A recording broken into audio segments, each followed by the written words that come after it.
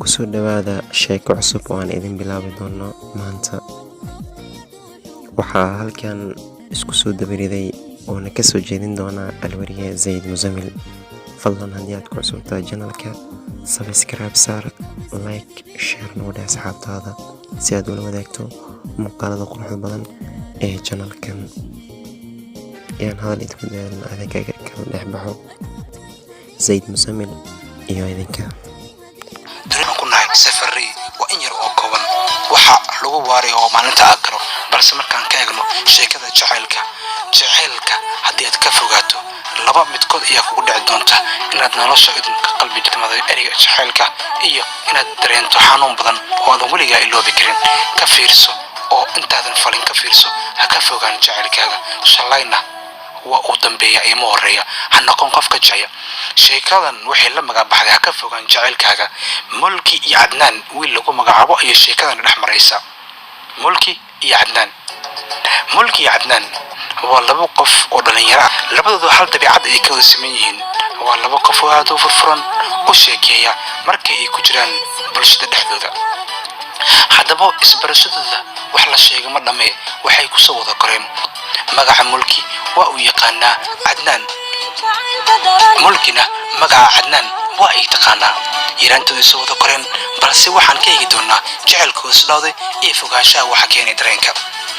maalin maalmaha ka mid ah, Cadnaan ayaa soo baxay asigoo u soo aaday iskuulka in uu ka soo maro Mulki oo guriga joogtay iskuulkan hor uu sheekeeyo. haddii subax waliba Mulki wax isku diyaarin jirtay iskuulka, waxaana isku raaci jireen Cadnaan. hooyada dhashay Mulki iyo aabaha iyo walaalaheedba way ogaayeen Cadnaan oo xaafadda deriskooda ah in ay Mulki raacdo mar walba iskuulkii aadayso.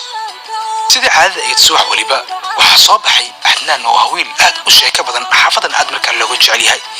da'diisii maskaxdiisuna ay kala weyn tahay oo maskaxdiisu ay tahay mid heer sare ah. maqaamka maskaxdiisa ayaa ah mid maamuli karta waliba bini'aadana uu la saaxiibo. haddaba uu soo baxay Mulki ayuu soo aaday gurigeeda, waxaana isku soo raaceen iskuulka.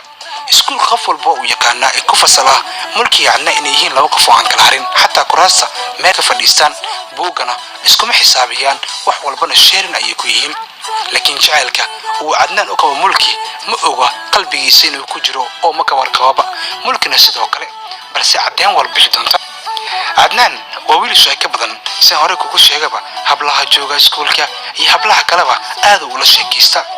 Cadnaan maalin maalmaha ka mid ah waxaa gabar ama iskuulka ku soo biirtay gabdhaha iskuulka markaa wax ka barta ama fasalkooda ku soo biirtay, waxaana ka soo wareegtay fasal kale oo ayaga laakiin ku waxbarasho ah, balse magaca fasalka ay ku kala duwan yihiin. markay ku soo wareegtay, Cadnaan ayaa sheekadeeda furfurnaanteeda iyo sida markay u qurux badan tahay. gabadhna waxaa lagu magacaabayay Maria waxay ahayd gabar soo jeedatay wiilasha idin, balse waxaa ku jira isla weynin oo qofka idin waa iska weyneed. balse Cadnaan ayaa ah wiil aad u qurux badan, balse furfuran. wiilashuna ay aad u jecel yihiin, hablahana ay ka daba ordaanba. markay aragtay wiilka noocaasi ay isku dayday in la saaxiibto si ay u hesho wiil yihiin bulshadana magac iyo maqaam ku leh ka dhan muuqda. laakiin Mulki oo aan waxba ka ogeyn arrinka halka ka jira, maadaama fasalka markay waxbarasho socoto oo aan la sheekaysan break kaliya lagu sheekaysto, ay maalin maalmahay aragtay Maria iyo Cadnaan oo sheekadiisa uga bixaysa dhoola xadeenta afka hilkiyo halkaas ayaan kusoo gabagabeynaynaa qaybtii koowaad. fadlan ku xirnoo channelka si aad ula socoto qaybaha kale ee sheekadan. mahadsanid.